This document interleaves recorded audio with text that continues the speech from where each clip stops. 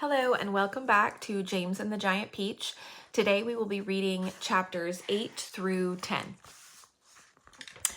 The news that a peach almost as big as a house had suddenly appeared in someone's garden spread like wildfire across the countryside.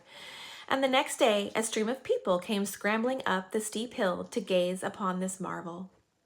Quickly, Aunt Sponge and Aunt Spiker called in carpenters and had them build a strong fence around the peach to save it from the crowd.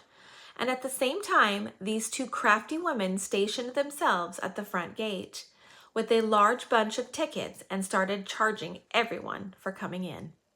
Roll up, Aunt Spiker yelled. Only 1 shilling to see the giant peach.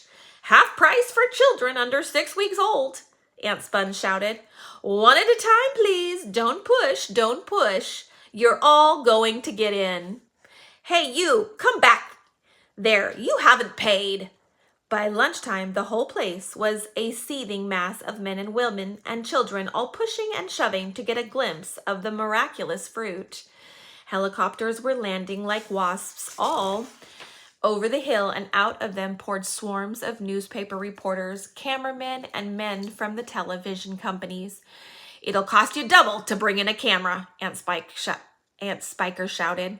All right, they answered. We don't care. And the money came rolling into the pockets of the 2 greedy ants. But while all this excitement was going on outside, poor James was forced to stay locked in his bedroom, peeping through the bars of his windows at the crowds below. The disgusting little brute will only get in everyone's way if we let him wander about, Aunt Spiker had said early that morning. Oh, please, he begged.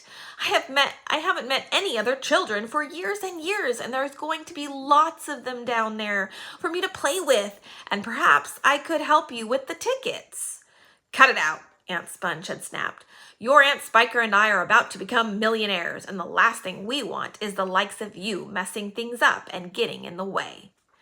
Later, when the evening of the first day came and the people had all gone home, the ants unlocked James's door and ordered him to go outside and pick up all the banana skins and orange peels and bits of paper and the crowd had left behind. Could I please have something to eat first? He asked. I haven't had a thing all day. No, they shouted, kicking him out the door. We're too busy to make food. We are counting our money. But it's dark, cried James. Get out, they yelled, and stay out until you've cleaned up all the mess. The door slammed, and the key turned in the lock. Chapter 9. Hungry and trembling, James stood alone out in the open, wondering what to do. The night was all around him, and and high overhead a wild white moon was riding in the sky. There was not a sound, not a movement anywhere. Most people, and especially small children, are often quite scared of being out of doors alone in the moonlight. Everything is so deadly quiet, and the shadows are so long and black. They keep turning into strange shapes that seem to move as you look at them, and the slightest little snap of a twig makes you jump. James felt exactly like that now. He stared straight ahead with large, frightened eyes, hardly daring to breathe. Not far away, in the middle of the garden, he could see the giant peach towering over everything else.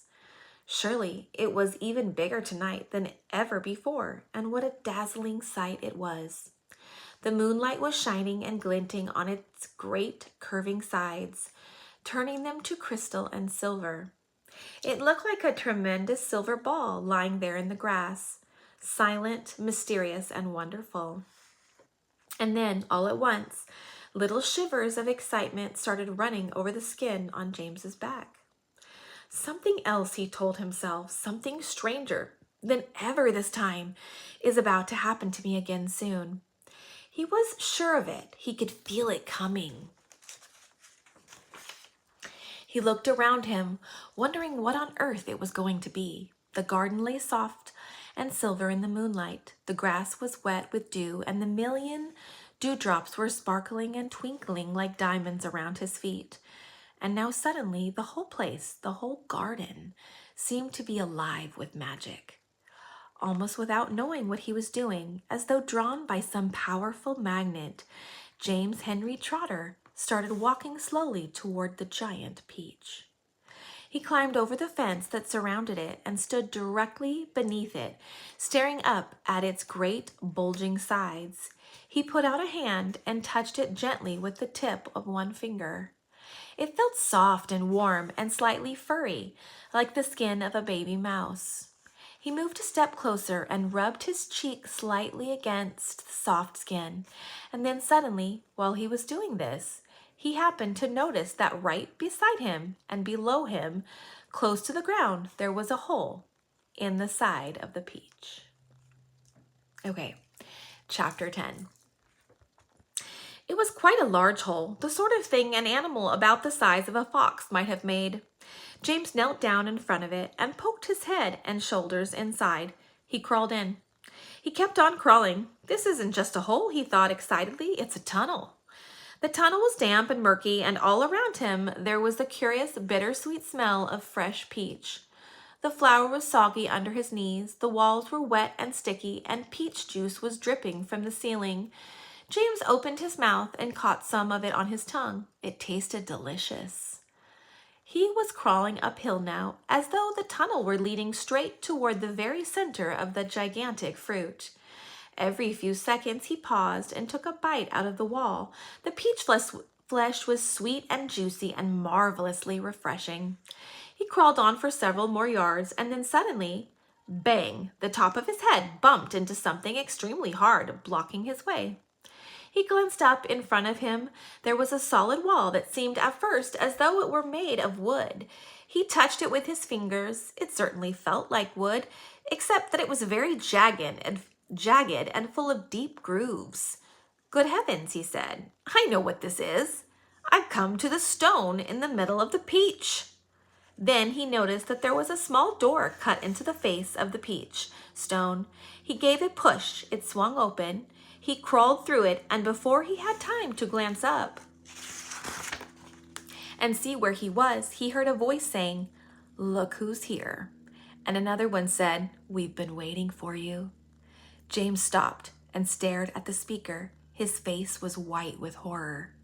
He started to stand up, but his knees were shaking so much he had to sit down again on the floor. He glanced behind him, thinking he could bolt back into the tunnel the way he had come, but the doorway had disappeared. There was now only a solid brown wall behind him. All right, stay tuned and come back next time for chapter 11.